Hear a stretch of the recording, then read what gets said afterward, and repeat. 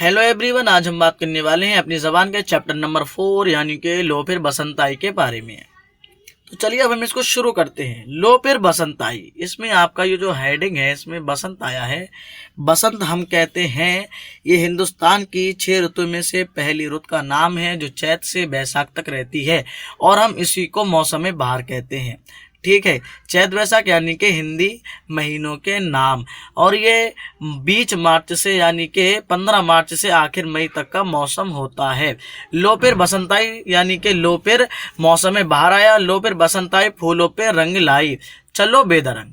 ठीक, इस लाइन में ये बे यानी कि बगैर, दरंग देर। ठीक है, चलो बगैर देर किए। आगे है लबे आबे गंग यानी कि दरिया गंगा के किनारे। ठीक, बजे जल तरंग, बजे जल तरंग, ये जो आपका जल तरंग आया है, जल तरंग हम कहते हैं ये एक बाजे का नाम है।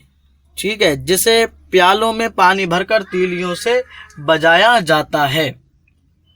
ठीक है, और हर प्याली में उसकी मिकदार के बराबर अलग अलग पानी होता है। मन पर उमंग छाई, मन यानी कि दिल, उमंग यानी कि जोश, यानी कि दिल पर जोश छाया, यानी कि मन पर उमंग छाई, तो ये फूलों पे रंग लाई। और आगे है आपका लो फिर बसंत आई है, खेतों का हर चरिंदा। इस लाइन में आपको ये चरिंदा आया है। चरिंदा हम कहते हैं चरने वाली चीज को, जैसे गाय है, बैल है, भैंस है, बकरी है, ये घास को चरते हैं तो इसको बोलते हैं चरिंदा। खेतों का हर चरिंदा, बागों का हर परिंदा, ये जो आपका परिंदा आया है, परिंदा हम कहते हैं उड़ने वाली चीज को, जैसे कबूतर चिड़िया वगैरह होती हैं, इसी को हम बोलते हैं परिंदा। बागों का हर परिंदा, इसीलिए इन्होंने यहाँ पर बागों का हर परिंदा लिखा है क्योंकि उड़ने वाली चीज अक्सर बागों में हुआ करती है। कोई गरम खेस, ठीक, इस लाइन में आपका गरम खेज आया है।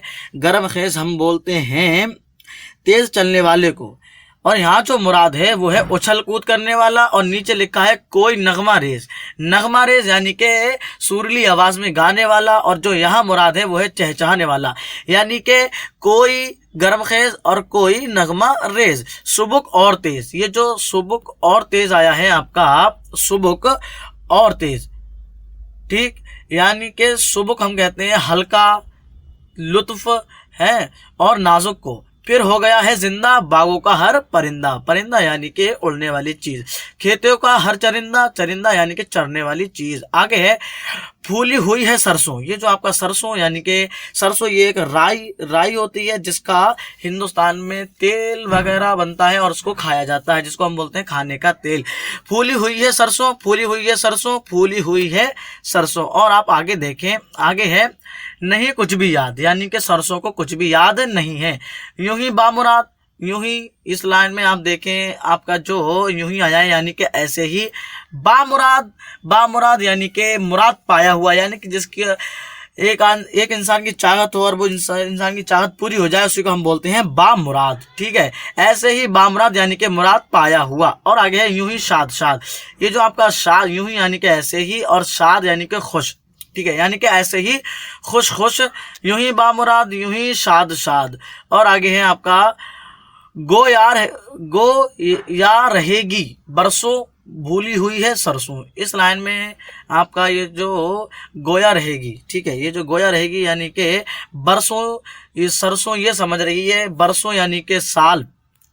ठीक है, यानी कि सरसों ये समझ रही है कि मैं सालों साल रहने वाली हूँ, यानी कि जो उसके फूल वगैरह खिला हुआ है सरसों का, उससे वो ये समझ रही है कि मतलब ये मेरे फूल वगैरह ये हमेशा रहने वाले हैं। ठीक है, यानी कि सालों साल रहने वाले हैं। भूली हुई है सरसों यानी कि उसकी एक भूल है। लो फिर बसंत आई, लो फिर बसंत आई। और आगे है लो फिर बसंत आई फूलों पे रंग लाई। ठीक, और आगे इसके जो राइटर थे वो थे हफीज जालंधरी, हफीज जालंधरी ने इसको लिखा है। चलिए मिलते हैं नेक्स्ट वीडियो में इससे रिलेटेड जो क्वेश्चन आंसर होंगे उनके साथ। जब तक के लिए बाय, खुदा हाफिज, मिलते हैं नेक्स्ट वीडियो में।